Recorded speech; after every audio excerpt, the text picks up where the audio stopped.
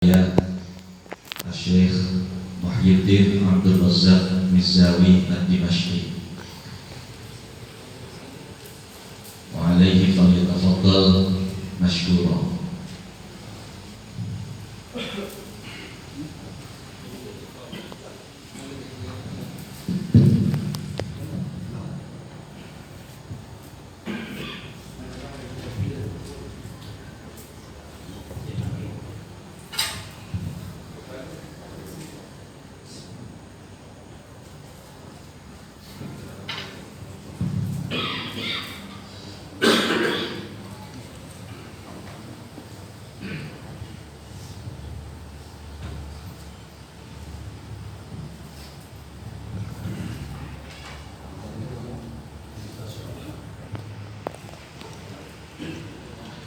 Bismillahirrahmanirrahim. Wa asyhadu sholati wa taslimi ala sayyidina Muhammadin wa ala alihi wa ashabihi ajma'in. Allahumma arhamna bil anbiya'i was siddiqina was syuhada'i was salihin. Warhamna bi awliya'i hadhihi al ummati ajma'in. Wanfa'na warfa'na bihim ya akramul akramin في الدين والدنيا والآخرة يا أرحم الراحمين. أيها الأعزاء الكرام، السلام عليكم ورحمة الله تعالى وبركاته. وعليكم السلام ورحمة الله تعالى وبركاته. في بداية ومطلع الحديث، ما أنا إلا طالب علم بسيط وطالب علم يقدم الامتحان بين يدي أشياخه الكرام، فإذا نظروا إليه نظرة رضا ونظرة حب لعل هذه النظرة تنفعه في الدنيا قبل الآخرة. وما من ولي صادق نظر إلى بعض مريديه إلا رفعه الله سبحانه وتعالى إلى أعلى عليين. Allahumma ij'alna minhum ya arhamar rahimin. Bismillahirrahmanirrahim. Setelah beliau mengawali kalimat-kalimatnya dengan doa bertawassul kepada para anbiya, para siddiqin, para syuhada, sholihin, agar kita mendapat rahmat dari Allah Subhanahu wa taala, agar kita digolongkan bersama beliau-beliau, diangkat derajatnya dengan wasilah beliau-beliau.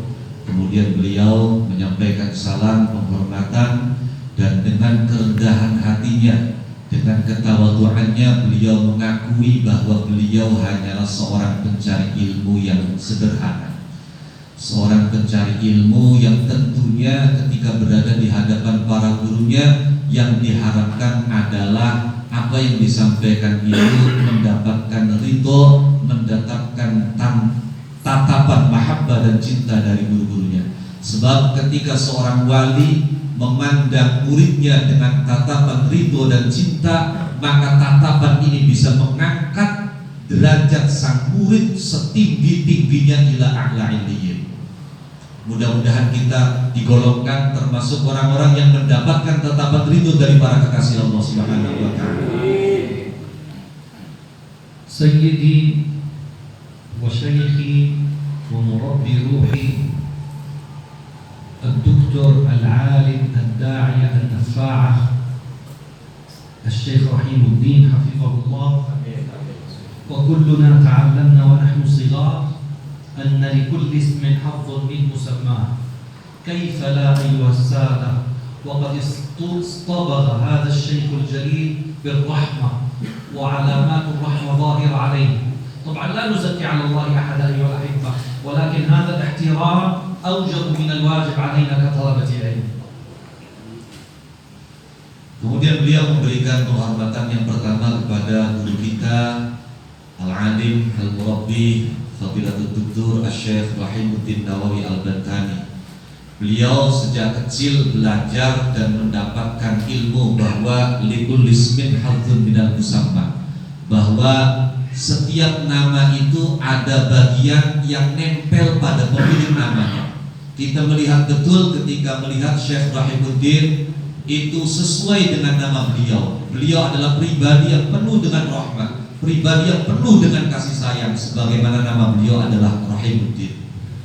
Sayyiduna Syekh Ahmad Hasan hafizahullah ta'ala sahibul majlis wa ustazuna Syekh Ammar al-Hafizul Jami' al-Qira'at, nasallallahu an yahfazahu bihifzih, wa ustazuna al-mutarjim al-ustaz Syekh Lutfi Abdul Latif.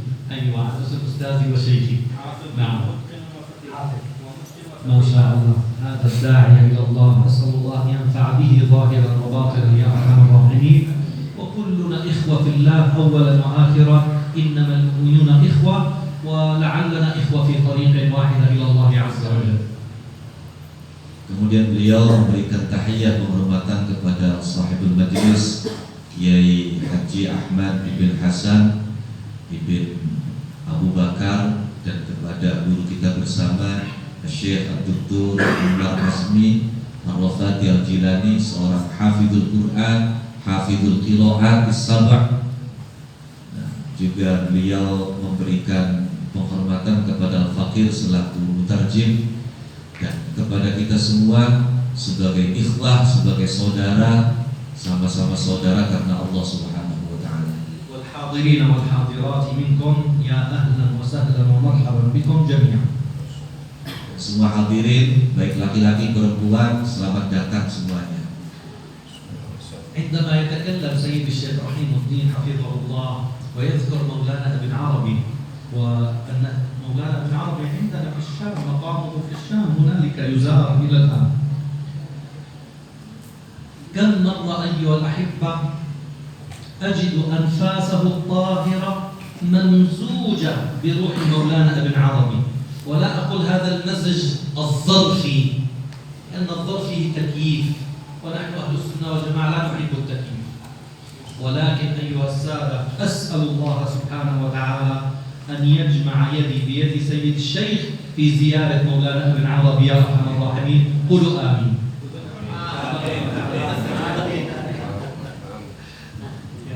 Beliau mengatakan bahwa tadi Syekh Rahimuddin menyampaikan makalah yang dinukil dari Al-Imam Asy-Syekhul Akbar Muhyiddin Ibnu Arabi.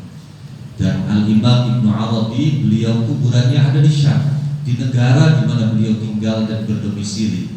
Beliau menyaksikan betul, bukan basa-basi, real dan nyata menyaksikan betapa nafas Ibnu Arabi, bau harum Ibnu Arabi nampak pada jiwa dan kepribadian guru kita Syekh Rahimuddin Nawawi. Dan beliau berdoa kepada Allah, meminta agar tangan beliau dan tangan Syekh Rahimuddin disatukan untuk bisa ziarah ke Syekh Ibnu Arabi. Diminta semuanya untuk mengucapkan amin. أيها الأحبة، موضوعي إليكم اليوم في هذه الأمسية الطاهرة، وأشكر الله أن هيأ الأستاذ الشيخ لطفي في هذه الترجمة. عبد اللطيف، ماذا نقول الشيخ لطفي؟ لا أعرف. سبحان الله، الشيخ عبد اللطيف حفظه الله بلطفه، جزاك الله خير. نعم. نسيت الموضوع. أسأل الله سبحانه وتعالى أن هيأ لنا الأستاذ الشيخ عبد اللطيف حفظه الله بهذه الترجمة، لأنه في الحقيقة موضوع دقيق وحساس، ويحتاج هذا الموضوع إلى الجرأة مع الأدب، جرأة أدبية وأدب متواضع هكذا، حتى نفهم كلنا حقيقة هذا الموضوع الدقيق. Tema kita kali ini itu sangat lembut, sangat halus.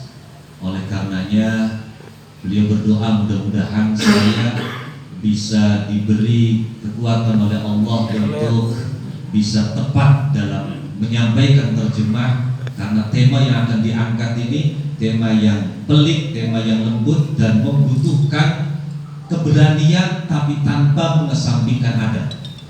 أيها السادة الحضور، في كل فينة وفينة من الزمن لا بد أن يخرج واحد، إما من المسلمين أنفسهم أو من غير أبناء المسلمين، يعكرون علينا صفونا ويعكرون علينا أفكارنا من ها هنا ومن ها هنا ثم نجلس أيها الأحبة متحيرين لا ندري ما الخبر ولا ندري كيف نخرج من هذه الفكرة. Beliau menyampaikan bahwa pada setiap masa itu pasti akan muncul, akan lahir, akan datang, entah dari kelompok muslim atau dari putra-putra non-muslim yang mengeruhkan pemikiran kita, mengeruhkan keadaan sehingga kemudian menjadikan orang semua kebingungan bagaimana bisa keluar dari kekeruhan ini. وبعد أن سكت هذا ماكرون رئيس فرنسا بالكسر سئل بعض العلماء هذه فرنسا أم فرنسا؟ قال اكسروها كسرها الله. إن شاء الله تعالى إن شاء الله. هذا الموضوع أيها الأحبة بعد أن سكت ماكرون رئيس فرنسا سكت عن الاستهزاء برسول الله صلى الله عليه وسلم، خرج إلينا واحد من أبناء المسلمين. تصوروا أيها الأحبة مسلم يتجرأ فيتكلم على رسول الله صلى الله عليه وسلم. Setelah pemimpin Prancis, Presiden Prancis itu terdiam, setelah dia membiarkan adanya penghinaan kepada Rasulullah Shallallahu Alaihi Wasallam, apa yang terjadi? Ada salah seorang putra Muslim yang kemudian akhirnya juga berani kepada Rasulullah Shallallahu Alaihi Wasallam. هذا الرجل المسلم ماذا يقول أيها الأحباب؟ يقول إن رسول الله صلى الله عليه وسلم ليس له ذرية. Laki-laki Muslim ini mengatakan bahwa Rasulullah Shallallahu Alaihi Wasallam tidak memiliki keturunan. ليست هذه القضية جديدة أيها الأحباب، قضية قديمة حادثة ماضية متجددة، وفي كل زمان ومكان سنجد للأنبياء والمرسلين والأولياء والصالحين أعداء، وهذه سنة الله في أرضه. Persoalan ini sebetulnya bukan persoalan baru, persoalan lama yang kemudian muncul kembali, dan setiap saat pasti akan terjadi dan akan muncul. Sudah menjadi sunnatullah yang terjadi di muka bumi ini, bahwa setiap nabi, setiap wali, setiap orang-orang soleh pasti memiliki orang-orang yang memusuhi. وكل واحد من المسلمين أيها السادة إما في صلاته أو خارج صلاته يقرأ إن أعطيناك الكوثر فصل لربك وانحر إن شانئك هو الأبتر. الشانئ الذام من الذم، يذم رسول الله فيقول عنه أبتر أي مقطوع الذرية، وهو في الحقيقة لا يتكلم عنه إلا بصورة خاصة، إلا أنه يريد أن يوصل عبارة للناس أن النبي عنده مرض في عورته. لذلك قلت هذا الموضوع يحتاج إلى جرأة مع أدب. Muslim baik di dalam sholatnya atau di luar sholatnya semuanya pasti pernah membaca surat Al-Kautsar. Di situ ada kalimat inna syani'aka huwal abtar. Makna syani' adalah adzab, yang mencela, dan abtar itu artinya yang tidak memiliki keturunan. Sebetulnya maksud daripada perkataan tadi bahwa Rasulullah laisa lahu dzurriyyah, Nabi tidak memiliki keturunan, itu sebetulnya ingin mencela, mengejek, membuli bahwa ada persoalan terhadap aurat Rasulullah Shallallahu Alaihi Wasallam, bahwa kemaluan Rasulullah itu bermasalah.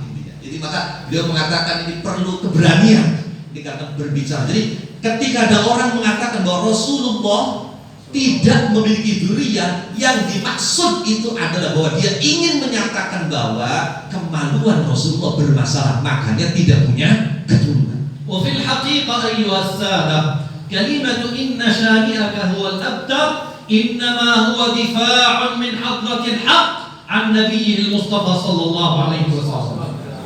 Dan sebetulnya pada hakikatnya kalimat inna syani'aka huwal abtar merupakan pembelaan langsung dari Allah Subhanahu wa taala terhadap manusia pilihannya, kekasih tercintanya Rasulullah sallallahu alaihi wasallam. وهل سيدافع القرآن أيها السادة عن نقطة جزئية في حياة النبي كهذا الذي نتكلم عنه؟ نعم أيها الأحباب، لأن للمسألة أبعاد ما وراء كلمتها ونصها. Apakah mungkin Al-Quran akan menyinggung dan berbicara tentang persoalan juz'iyah, persoalan parsial semacam ini? Tentu tidak. Karena sebetulnya masalah ini di belakangnya itu ada persoalan yang luas, persoalan yang jauh. وليس من الغرابة بمكان أن يطرح أولئك السفهاء قضية مثل هذه القضية، لأنها أصلا قلت لكم أنها قضية قديمة. اسمعوا ما جاء في صحيح الإمام البخاري رضي الله تعالى عنه. أوحى الله سبحانه وتعالى إلى سيدنا موسى عليه السلام أن اغتسل في نهر وأنت عريان. طبعا الشرائع أيها الأحبة فيها قواسم مشتركة وفيها أجزاء مختلفة، والنبي صلى الله عليه وسلم يقول: نحن معاشر الأنبياء أبناء علات بفتح العين وليس بكسرها. علات إخوة لأب، أما علات من العلة والعياذ بالله فلا يصح. نعم، علات بالفتح. نعم، إخوة لأب، ديننا واحد وشرائعنا شتى. فقد يكون في بعض الشرائع أحكام تختلف عن بعض الشرائع الأخرى إلى أن تمم الله سبحانه وتعالى هذا الدين كما تفضل أستاذنا وشيخنا الشيخ رحيم: إنما بعثت لأتمم مكارم الأخلاق. Seperti yang sudah disampaikan sebelumnya oleh beliau, bahwa persoalan menghina Rasulullah ini bukan persoalan yang baru, tapi persoalan yang lama yang kemudian diangkat kembali. Mari kita lihat di dalam kitab Al-Jami' As-Sahih yang disusun oleh Al-Imam Muhammad ibn Ismail Al-Bukhari. Di situ ada hadis menceritakan tentang wahyu yang diberikan oleh Allah Subhanahu wa taala kepada Nabi Musa alaihi salam. Ketika Nabi Musa dihujat, ketika Nabi Musa dibuli, ketika Nabi Musa difitnah bahwa beliau itu kalau kata orang Cirebon burutan. Nabi Musa itu pernah dianggap oleh orang-orang itu, diberitakan Nabi Musa itu burutan. Nah, kalau bahasa Sundanya bagaimana? Itu akhirnya Allah ingin membela Nabi Musa, membersihkan Nabi Musa dari tuduhan itu. Allah wahyukan kepada Nabi Musa untuk mandi di sungai. Yang kalau kita lihat kisahnya itu akhirnya Nabi Musa kemudian batu yang ditaruh di bajunya itu bisa berjalan dan Nabi Musa kejar-kejaran sama batu itu. Akhirnya Nabi Musa keliling itu telanjang dan orang-orang melihat ternyata miliknya Nabi Musa, tidak ada masalah. Bahkan mungkin perempuan-perempuan mengatakan lebih bagus Nabi Musa sama suami kita. والسبب في ذلك dan apa yang terjadi pada Nabi Musa ini juga tidak menutup terjadi kepada nabi-nabi yang lain. Sebab Rasulullah mengatakan, nahnu ma'asyiral anbiya abna'u 'allatin wahidah. Bahwa kami para nabi itu adalah saudara seayah. Agama kami satu walaupun syariat kami berbeda-beda.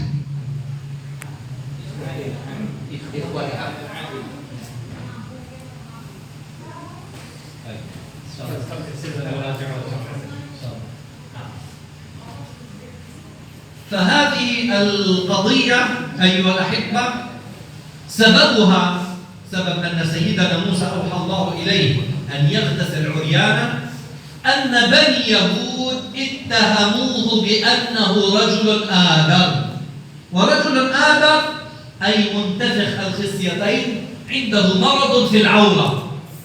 فالله سبحانه وتعالى أراد أن يظهر لأولئك اليهود الخبثاء صحة وفحولة ورجولة موسى عليه السلام، فجاء ليغتسل عليه السلام فخلع ثوبه ووضعه على الحجر، فأوحى الله للحجر أن يمشي اهرب بالثوب.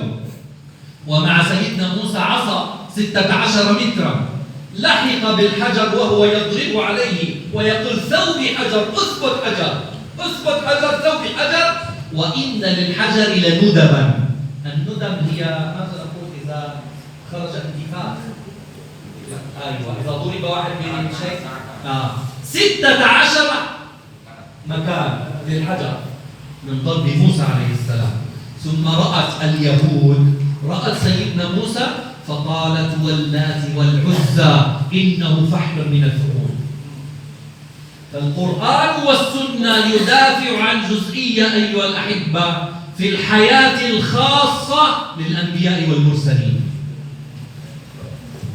Jadi beliau jelaskan lebih rinci kenapa Nabi Musa diperintahkan oleh Allah mendapat wahyu dari Allah untuk mandi di sungai telanjang. Itu karena ada sekelompok orang-orang Yahudi menuduh beliau itu adar. Adar itu dalam bahasa Cirebon, Findudah, Cireboniyah, kondor. Nah, itu kondor atau burutan. Nah itu burutan. Nah itu kemudian Allah ingin memberikan pembelaan kepada Nabi Musa. Maka Nabi Musa diberikan wahyu oleh Allah agar mandi di sungai telanjang. Kemudian Nabi Musa meletakkan bajunya di atas batu.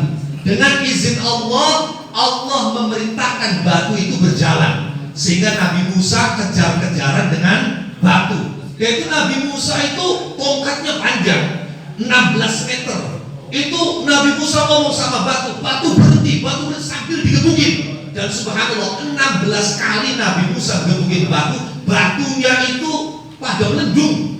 Pada melendung itu intifah, pada melendung ya. Kayak gas dipendungi tadi pada menjutuk. Sampai dipendung 16 batunya pada menjutuk 16. Sehingga Nabi Musa keliling di Bani Israel. Orang-orang Yahudi melihat semua. Subhanallah, ternyata Nabi Musa gak ada masalah dengan alat kelaminnya. Bahkan kesimpulan terakhir orang Yahudi mengatakan Wallati wal Uzza, demi Lata demi Uzza. Ternyata Musa itu afhamul fuhul, laki-laki yang paling laki-laki, pejantan yang paling pejantan. Oh iya, kalau diri kita bisa diri kita. لذلك قلت لكم أيها السادة هذا الموضوع الحساس يحتاج إلى جرأة مع أدب حتى نعرف كيف نتعامل مع هذه الشيء الحساس في رسول الله صلى الله عليه وسلم. Oleh karena beliau mengawali bahwa persoalan ini, qadiyah ini adalah qadiyah yang sangat sensitif. Qadiyah yang sangat sensitif sehingga membicarakannya perlu keberanian tapi tanpa mengesampingkan adab. Apalagi berkenaan dengan pribadi sosok yang paling mulia yaitu Rasulullah sallallahu alaihi wasallam. ثم إن هذا الطاعن يطعن في رسول الله من جهة أخرى فيقول إن النبي صلى الله عليه وسلم لا يعترف أنه لا يحب النساء. Kemudian orang yang mencela Rasulullah ini setelah mengatakan bahwa Rasulullah tidak punya keturunan, yang maksudnya adalah ada masalah dengan aurat kemaluan Rasulullah. Kemudian mencela lagi bahwa Rasulullah sendiri pernah menyatakan bahwa dia tidak mencintai perempuan. Berarti Nabi tidak normal. فيقول عنه هو الذي اعترف بنفسه قائلا حبب إلي من دنياكم الطيب والنساء وجعلت قرة عيني في الصلاة. Dan orang ini dalam memberikan pernyataan atau ungkapan itu berdalil, punya dalilnya adalah hadis. Hubbiba ilayya min dunyakum salas at-tib wan nisa wa ju'ilat qurratu 'aini fi shalah. Yang artinya Rasulullah itu sebenarnya tidak cinta pada wanita, tapi dibuat cinta. Aslinya Rasulullah itu tidak normal, tidak mencintai wanita, tapi dibuat cinta. Wa lam yadri hadzal ghabi anna an-nabiy sallallahu alaihi wasallam ma dzakara an-nisaa fi hadzal hadits illa liyakhassahunna birrahmah alaihi salatu wassalam. Dan orang bodoh ini ketika mengatakan Rasulullah tidak mencintai wanita tidak paham bahwa ketika Rasulullah menyampaikan hadis ini maksud dan tujuannya tidak lain dan tidak bukan adalah bahwa Rasulullah ingin memberikan porsi lebih, ingin memberikan porsi khusus kasih sayang kepada para wanita. فالنبي عليه الصلاة والسلام جاء إلى مجتمع عربي جاهلي لا يفكر أيها الأحبة إلا بالسيادة والريادة والاقتتال وشرب الدم وأكل الشعر وإلى آخره. وكان يوئد البنات يعني يحتقر المرأة. فنبينا عليه الصلاة والسلام لما انبعث ليتمم مكارم الأخلاق أراد أن يرفع من شأن المرأة فكرمها وحببها صلى الله عليه وسلم لا من ناحية جنسية كما يقول هذا الغبي. Kita tahu bahwa Rasulullah itu datang pada komunitas masyarakat bangsa yang jahiliyah, bangsa yang orientasinya hanyalah bagaimana bisa memimpin, bagaimana bisa mendominasi, bagaimana bisa menguasai, bagaimana bisa mengeksploitasi, bagaimana mereka bisa menang ketika berkelahi dengan musuhnya. Bahkan mereka itu tidak memuliakan kaum wanita khususnya. Wanita-wanita pada masa jahiliyah itu dikubur hidup-hidup. Itu fakhaya, itu fakhaya. Wa idzal mau'udatu su'ilat bi ayyi dhanbin qutilat. Jadi orang-orang jahiliyah itu menyikapi anak perempuan, saking tidak maunya punya anak perempuan. Kalau punya anak perempuan, maka salah satu pilihan yang harus ditempuh adalah menguburnya hidup-hidup.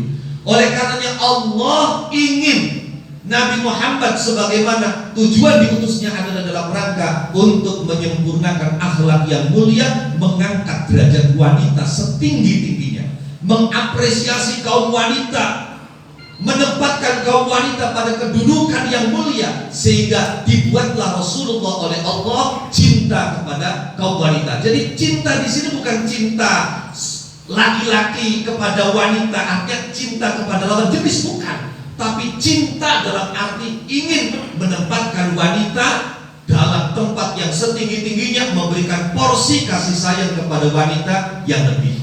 Wa inna minal fitrati as-salima ayyuhal ahibba fi akbari rajulin minkum al-an yajlisu fi hadha al-majlis walau balagha 'umruhu 100 sana فجاء واحد يتكلم على عورته فيقول هذا كذا وكذا هذا الرجل المسن ليغضبن فكيف لا نغضب أيها الأحبة على رجل تكلم على رسول الله صلى الله عليه وسلم. Kita saja ketika ada orang yang membicarakan kemaluan kita, aurat kita misalnya dianggap bermasalah, siapapun kita, apapun profesi kita, berapapun umur kita, hatta mungkin kita sudah tua sekali dan memang kenyataannya kita sudah tidak normal. Jadi itu. Akan tetapi ketika ada orang membicarakan aurat kita yang kubro itu, pasti kita akan marah. Maka bagaimana mungkin seorang muslim tidak marah ketika ada orang membicarakan aurat Rasulullah sallallahu alaihi wasallam. Wa min kamali fitratihi alaihi salatu wassalam wa insaniyatihi al-kamila li'annahu al-insanu al-kamil alaihi salatu wassalam tafa ala nisa'ihi bi ghuslin wahid. ثم يقول القائل كيف يطوف الرسول على النساء بغسل واحد؟ يا أخي لا تجتزئ النصوص وتأتي بنص واحد دون نص. هنالك نصوص أخرى أيها الأحبة أنه زار نساءه بيوم واحد فجامع كل واحدة منهن واغتسل بغرفة كل منهن وطاف عليهن كل واحدة بغسل جديد. Betapa jantannya Rasulullah. Ada satu riwayat menyebutkan bahwa Rasulullah Shallallahu Alaihi Wasallam dalam satu hari mengelilingi istri-istrinya, dalam dua tanda kutip, mengelilingi istri-istrinya, dan kemudian beliau mandi sekali. Ini kemudian menjadi pertanyaan orang-orang yang tidak suka dengan Islam. Bagaimana mungkin Rasulullah itu berhubungan badan dengan semua istrinya dan kemudian hanya mandi sekali? Apakah kemudian Rasul itu main bersama? Pesta seks mungkin? No, itu enggak. Ini adalah karena bodohnya dia, karena tidak lengkap dalam membaca riwayat. Kenapa? Karena ternyata ada ditemukan di dalam riwayat lain bahwa Rasulullah itu mendatangi istrinya di kamar masing-masing, di rumah masing-masing, dan setiap kali selesai dengan istrinya beliau mandi. Kemudian datangi istrinya lagi, kemudian mandi lagi. Datangi istrinya yang lain, selesai mandi lagi. Jadi artinya ketika beliau mendatangi tiap-tiap istrinya, itu beliau juga setiap selesai mandi. من كمال البشرية أيها الأحبة أن يطلب الإنسان هذا ليس بعيب أيها الأحباب الكرام. وهنا في هذه الأرض الطيبة المباركة أرض المحبة يكثر التعدد، بل يتوق الرجل أيها الأحباب أنني أنا مقصر عاجز. أنا عرفت أن الشيخ لسه مكتوب على الزواج. يتوق أيها الأحباب الرجل لكمال فطرته، يتوق للتعدد ويتوق للنساء، وهذا أمر فطري ليس فيه عيب أيها الأحبة، بل من كمال الإنسان ومن رحمة الله سبحانه وتعالى في الفطرة السليمة، إذ إن المريض لا يطلب ذلك. مريض إما في عقله أو عنده هدبة لا يطلب ذلك. Sebetulnya masalah bagaimana kita dengan pasangan kita itu adalah masalah fitrah, dan ini merupakan ciri kelelahian, ciri kejantanan. Jadi sudah menjadi fitrah bahwa ini bukan persoalan aib ketika kemudian ada orang sudah punya istri satu ingin menikah lagi. Ini justru menunjukkan betapa jantannya dia. Jadi jangan kemudian dibully ketika ada orang menikah lagi. الشيخ ما في مثله بشرط اللطيف من الموحدين. Itu. Nah, hanya orang-orang yang sakitlah yang kemudian tidak berani melakukan itu, entah karena sakit jiwanya atau memang sakit organ vitalnya. Beliau tadi mengatakan mislu hutbah kahutbatis sawo, kayak iklam dikit, lebar-lebar bisa tegak, mau maksudnya. ثم إن سيدنا سليمان عليه السلام، وهذا من الشرائع السابقة وجاء في الحديث عنه صلى الله عليه وسلم وعلى نبينا عليه الصلاة والسلام أنه طاف على 50 امرأة بغسل واحد، هذا ليس من العين. وسيدنا داود عليه السلام طاف على 99 امرأة، وهذا أيضا في الحديث أيها الأحبة، وطلب أن يكون من كل امرأة ولدا يجاهد في سبيل الله، ونسي أن يقول إن شاء الله، فرزق بنصف ولد. هذا في الحديث أيها الأحبة. Kemudian diriwayatkan Nabi Sulaiman alaihissalam, beliau tawaf pada 50 istrinya itu dengan satu kali mandi. Ayahanda beliau bahkan Nabiullah Daud alaihissalam itu mengelilingi 99 istrinya. Dan subhanallah, Nabi Sulaiman itu mengatakan bahwa demi Allah, saya bisa mengelilingi istri-istri saya, pasangan-pasangan saya, dan semuanya akan punya anak, dan anak itu akan menjadi mujahid fisabilillah. Hanya saja ketika itu Nabi Sulaiman lupa mengucapkan insya Allah, sehingga yang lahir bukan anak yang sempurna, tapi hanya separuh gara-gara lupa mengucapkan insya Allah. Jadi yang lahir itu tidak utuh, hanya separuh. وإذ نذكر أيها الأحبة شيئا عن عورة رسول الله صلى الله عليه وسلم